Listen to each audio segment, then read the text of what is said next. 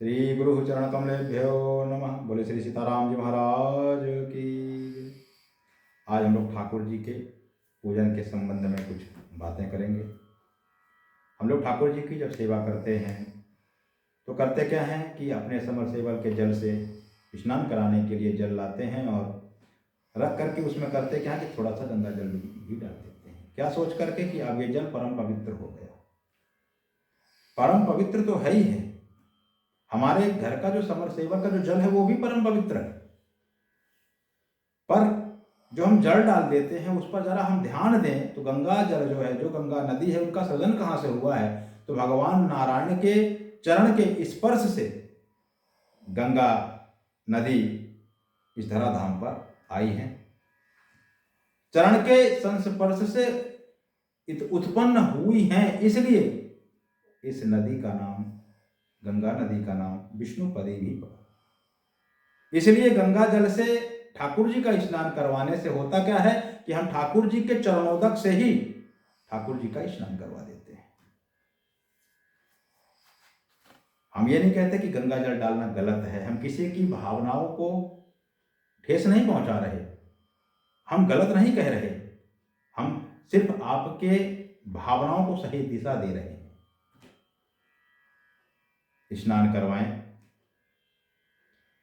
स्नान करवाने के लिए अगर देखा जाए तो शास्त्र में जो उन्नति है, शास्त्र में जो दिशा निर्देश है उस पर ध्यान दें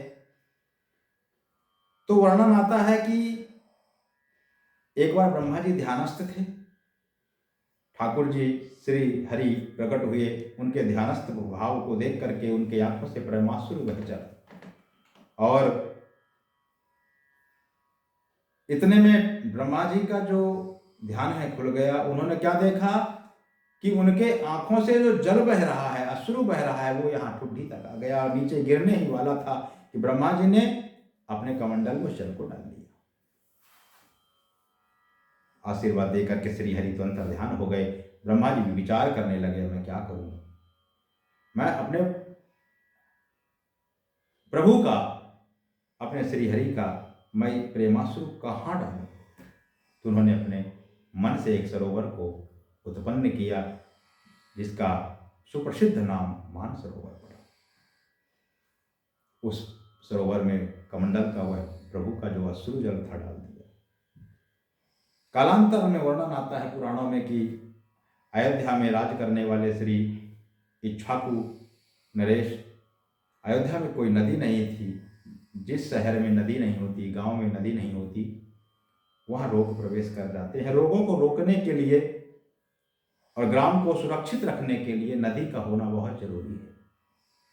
प्रवाहित नदी जब बहती है तो कोई भी रोग प्रवेश नहीं कर पाता। चिंतित होकर के महाराज इक्ष्वाकु अपने गुरुदेव श्री वशिष्ठ जी से आग्रह करते हैं। वशिष्ठ जी ने आग्रह सुन करके ब्रह्मा जी के पास गए। ब्रह्मा जी ने जो दिशा निर्देश दिया इक्ष्वाकु जी को बता दिया गया कि आने वाले समय में अयोध्या में साक्षात श्री हरि का प्रादुर्भाव होने वाला है, इसलिए मैं चाहता हूं कि आप मानसरोवर से इस एक नदी को, धारा को लेकर के जाइए जिसका संबंध अयोध्या से हो जाएगा, जिसमें श्री हरि स्वयं स्नान करके और परम पावन कर देंगे। दिशा निर्देश दिया। इतनी ऐसी मानसरोवर से नदी को कैसे ले जाया जाए, तो ब्रह्मा जी ने उत्तर दिया।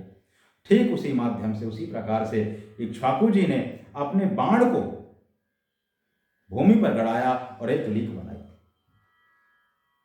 आप लोग देखते होंगे कि जब धरती पर लीक बना दी जाए तो उस लीक से पानी बहता है, जल बहता है। लीक को बनाते चले गए और ले जाकर के अयोध्या के चारों तरफ घुमा दिया। उसी लीक के माध्यम से मानसरोवर का जल बह चला और वह जल एक नदी के रूप में परिणित हो गया। संस्कृत में बाण को सर कहते हैं और यू का मतलब होता है रास्ता। जिस नदी का रास्ता सर के द्वारा बनाया गया हो उस नदी का नाम सरयू पड़ गया। बोले सरयू मैया की। और उसी सरयू में आज अयोध्या को परम पावन कर रही है और देश देशांतर से आने वाले लोग उस महान पवित्र श्री हरि की परम पावनी सरयू नदी में स्नान करके अपने आप को परम पावन बनाते हैं।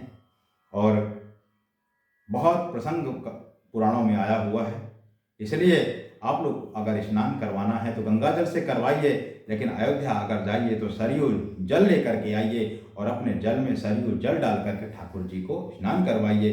आपकी पूजा फलित रहेगी, फलीभूत रहेगी।